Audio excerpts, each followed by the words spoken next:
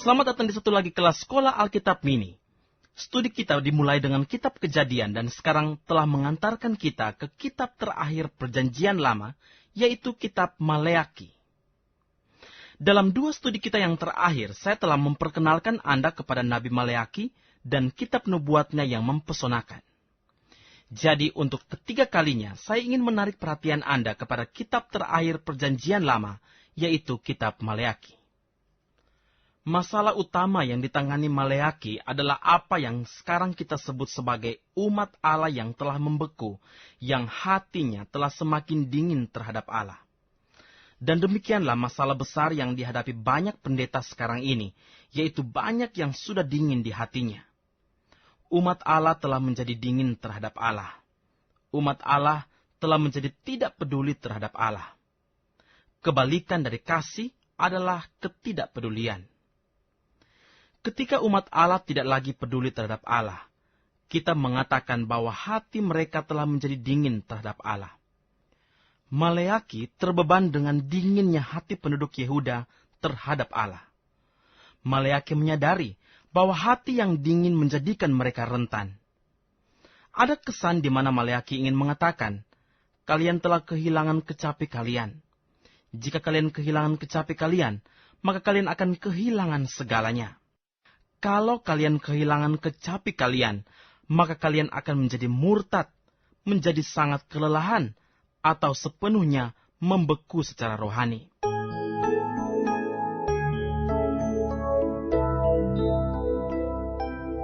Ketika hal itu terjadi kepada kalian, kalian akan heran sendiri. Bagaimana kalian bisa sampai demikian? Dalam pesannya, Maleaki mengatakan, Aku akan menjelaskan dari mana awalnya. Penyebab pertama kelelahan atau bisikan pertama dari hati yang menjadi dingin terhadap Allah adalah ketika kita meragukan kasih Allah kepada kita, yang berarti bahwa sesuatu juga terjadi pada kasih kita kepada Allah. Dengan kata lain, ketika kita tidak lagi mengasihi Allah, kita akan mempertanyakan kasih Allah itu kepada kita. Ketika Anda mempelajari sikap berbantah dalam kitab Maleaki ini, silakan Anda perhatikan penyebab kedua kelelahan yang kita temukan dalam contoh kedua dari sikap berbantah mereka. Setelah meragukan kasih Allah kepada mereka, mereka yang hatinya mulai menjadi dingin terhadap Allah, meyakini bahwa pekerjaan Tuhan itu membosankan dan sulit. Dan oleh karenanya, mereka goyah. Dalam komitmen mereka kepada Allah dan dalam pelayanan yang menjadi panggilan mereka, mereka goyah. Mereka mencapai titik di mana mereka tidak lagi termotivasi untuk melakukan pekerjaan Tuhan. Bagaimanakah sikap Anda terhadap pelayanan yang Allah tugaskan kepada Anda? Kalau Anda meragukan kasih Allah kepada Anda, dan kalau ada yang tidak beres dalam kasih Anda kepada Allah, maka hal itu akan mempengaruhi sikap Anda terhadap pelayanan Anda bagi Allah. Bagaimanakah seharusnya motivasi yang benar bagi pekerjaan Tuhan? Rasul Paulus menjawab pertanyaan tersebut. Paulus adalah salah seorang motivator yang terbesar yang pernah hidup. Silakan membaca tulisan Paulus dan biarkan ia menjelaskan apa yang memotivasi seorang motivator. Paulus akan menjelaskan apa yang memotivasi seorang motivator dalam 2 Korintus pasal yang kelima, di mana ia menulis, kasih Kristus yang menguasai kami. Paulus adalah salah seorang pekerja terbesar bagi Allah dalam sejarah gereja. Apa yang memotivasi Paulus untuk melakukan pekerjaannya? Yaitu kasihnya kepada Kristus, dan kasih Kristus kepada orang yang tersesat. Itulah yang memotivasi Paulus.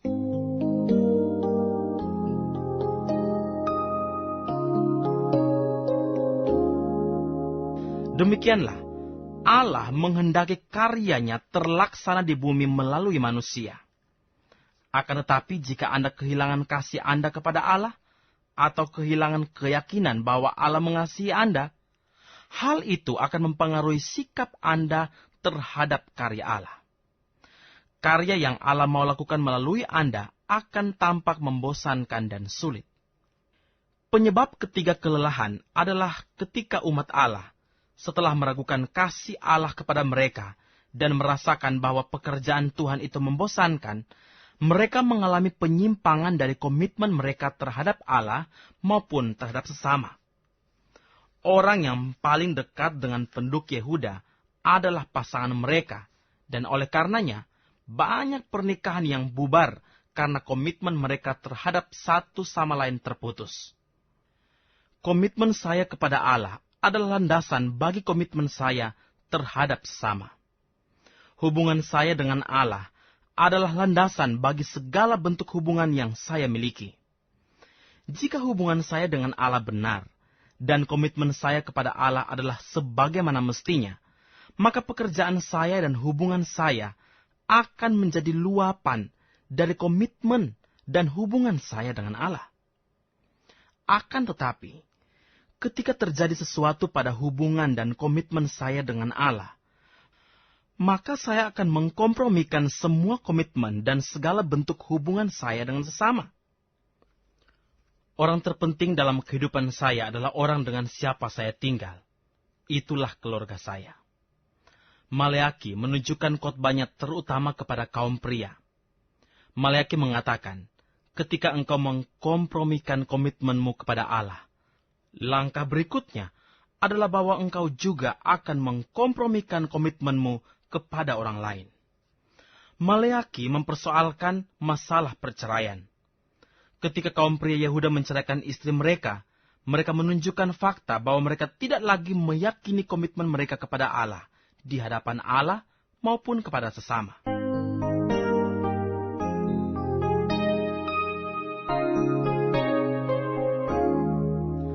Apa sesungguhnya landasan pernikahan? Mengapa demikian banyak pernikahan disahkan di gereja? Apa artinya mengasihi Allah? Apa artinya mengasihi istri Anda atau suami Anda?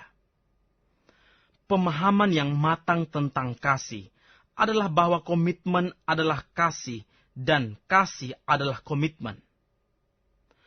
Anda membuat komitmen untuk mengasihi Allah. Anda membuat komitmen di hadapan Allah untuk mengasihi pasangan Anda. Tidak menjadi soal bagaimana perasaan Anda. Anda tetap mengasihi pasangan Anda karena Anda sudah membuat komitmen untuk mengasihinya. Anda sudah membuat komitmen untuk mengasihinya dalam segala hal secara tidak bersyarat dengan kasih yang tidak dapat dihancurkan. Kalau Anda benar-benar ingin memahami kasih, Anda harus menyadari bahwa kasih adalah seperti itu. Akan tetapi, kalau terjadi sesuatu kepada kehidupan kasih Anda dengan Allah dan kepada komitmen-komitmen vertikal Anda, gejala pertama dari hal itu adalah bahwa Anda akan mulai melanggar komitmen-komitmen horizontal Anda. Perceraian adalah gejala bahwa Anda melanggar komitmen-komitmen horizontal Anda. Dengan kata lain, penyebab ketiga yang menuntun kepada kelelahan adalah komitmen terhadap non-komitmen.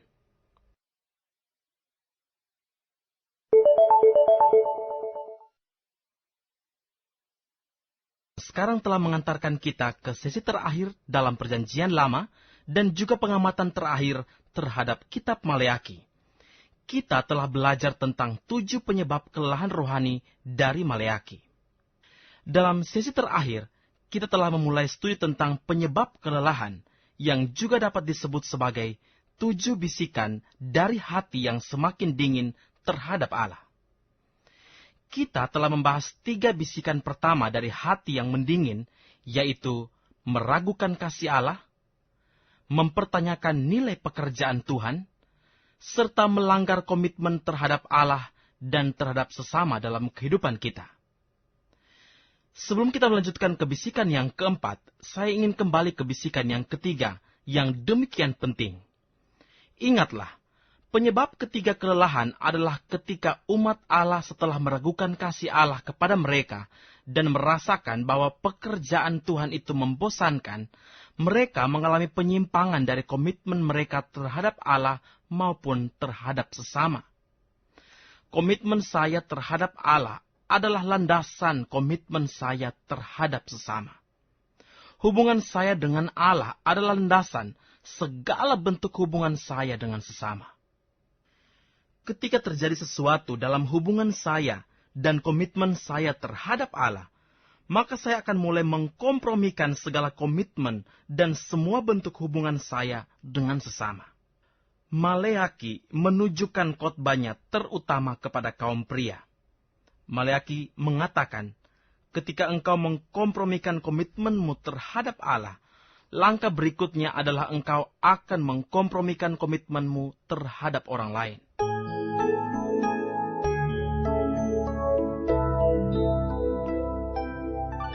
Maleaki mempersoalkan masalah perceraian.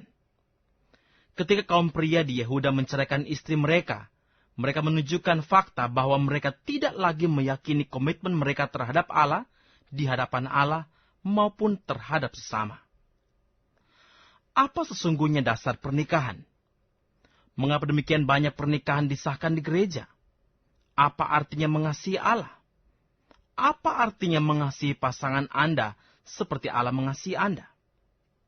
Sesungguhnya, perceraian adalah gejala bahwa Anda melanggar komitmen horizontal Anda.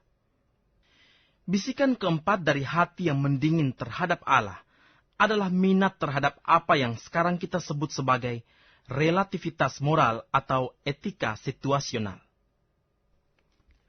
Untuk mengebalkan diri terhadap kepedihan akibat komitmen terhadap non-komitmen, umat Allah mempertanyakan kemutlakan moral mereka. Ketika orang memutuskan kehidupan kasihnya kepada Allah, mereka melanggar komitmen mereka terhadap Allah dan terhadap karya Allah. Ketika mereka melanggar komitmen mereka terhadap sesama, hal berikutnya yang mereka lakukan adalah membangun teologi baru di seputar sikap mereka yang non-komitmen. Relativitas moral adalah filosofi populer zaman sekarang. Relativitas moral adalah filosofi populer zaman kita. Relativitas moral mengatakan bahwa tidak ada yang mutlak, segalanya relatif. Akan tetapi, masalah ini bukanlah hal baru. Masalah ini sudah dipersoalkan oleh Maleaki terhadap umat Allah di zamannya. Seperti yang telah kita pelajari dalam Perjanjian Lama, Alkitab memang mengajarkan bahwa ada yang namanya kemutlakan moral. Ada yang namanya mutlak benar dan mutlak salah. Ketika Allah mengatakan bahwa sesuatu itu benar, hal itu adalah karena konsekuensinya baik. Ketika Allah mengatakan bahwa sesuatu itu salah, hal itu adalah karena konsekuensinya buruk. Allah mengatakan bahwa karena ada konsekuensi yang baik dan ada konsekuensi yang buruk, berarti ada pilihan dan keputusan yang benar secara moral atau salah secara moral.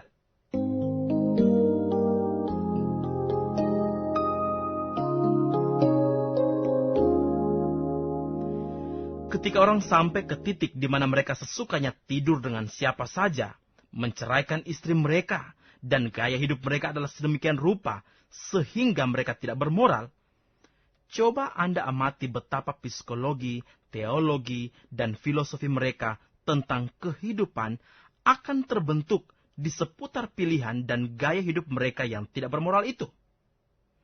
Mereka akan menciptakan teologi yang sama sekali baru untuk membenarkan cara hidup mereka sendiri. Maleaki mengkhotbahkan penyebab keempat kelelahan rohani, yaitu sikap yang mengatakan bahwa tidak ada yang namanya kemutlakan moral. Penyebab kelima kelelahan rohani atau indikasi bahwa hati Anda telah mendingin terhadap Allah adalah bahwa sekarang Anda mulai merampas persepuluhan dan persembahan dari Allah. Menurut saya, Maleaki menunjuk pada adanya penyalahgunaan dana. Sekarang Anda sudah benar-benar korup. Anda sudah benar-benar melakukan hal-hal yang sesungguhnya Anda ketahui jelas-jelas salah. Bisikan keenam dari hati yang mendingin terhadap Allah atau penyebab keenam kelelahan adalah bahwa Anda sampai ke titik di mana Anda menyimpang sama sekali dari iman. Anda benar-benar meninggalkan komunitas rohani dan pekerjaan Tuhan. Anda tidak lagi ke gereja dan tidak lagi bersekutu dengan sesama orang percaya. Anda tidak lagi mengasihi Allah, karya Allah, ataupun bersekutu dengan umat Allah. Bisikan ketujuh dari hati yang mendingin terhadap Allah atau penyebab ketujuh kelelahan adalah bahwa Anda mulai melampiaskan kepahitan dan prasangka Anda melalui pesan-pesan seperti ini dengan mengatakan, "Berbahagialah orang yang sombong."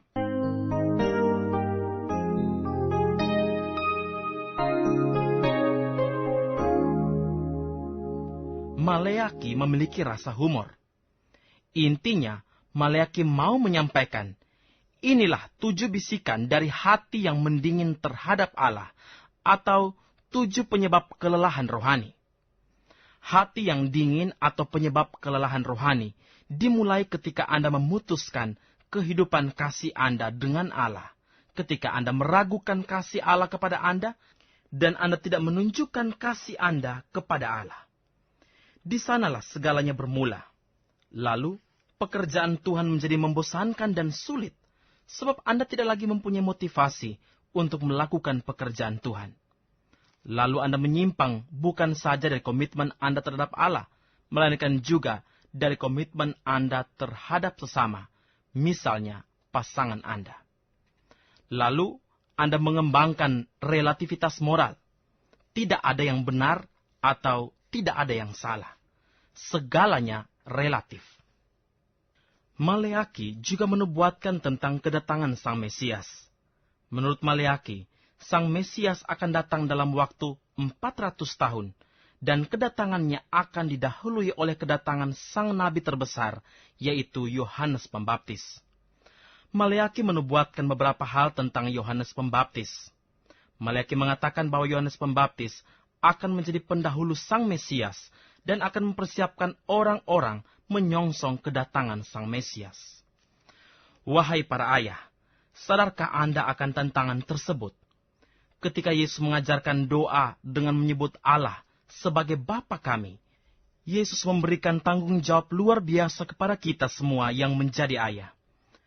Yohanes Pembaptis akan datang, menurut perkataan terakhir Maleaki, dan menurut pasal pertama Injil Lukas, Yohanes Pembaptis akan datang dan mempersiapkan orang banyak menyongsong kedatangan Sang Mesias yang sesungguhnya. Yohanes Pembaptis akan mempersiapkan banyak orang demi Tuhan, dan ia akan melakukannya dengan mempersatukan para ayah dengan anak-anak mereka. Ketika anak-anak menjalin hubungan yang benar dengan ayah mereka, dan para ayah menjalin hubungan yang benar dengan anak-anak mereka, hal itu mempersiapkan orang lain bagi Tuhan. Maleaki juga menubuatkan bahwa ketika Mesias datang, kedatangannya akan menjadi penghakiman sekaligus berkat. 400 tahun kemudian, penduduk Yehuda akan benar-benar bertemu Mesias. Saat mereka bertemu dengannya, beberapa dari mereka akan melemparinya dengan batu. Ada yang akan menyalibkannya, ada yang akan percaya kepadanya, ada yang akan menjadi para murid dan rasulnya, serta mati demi dia.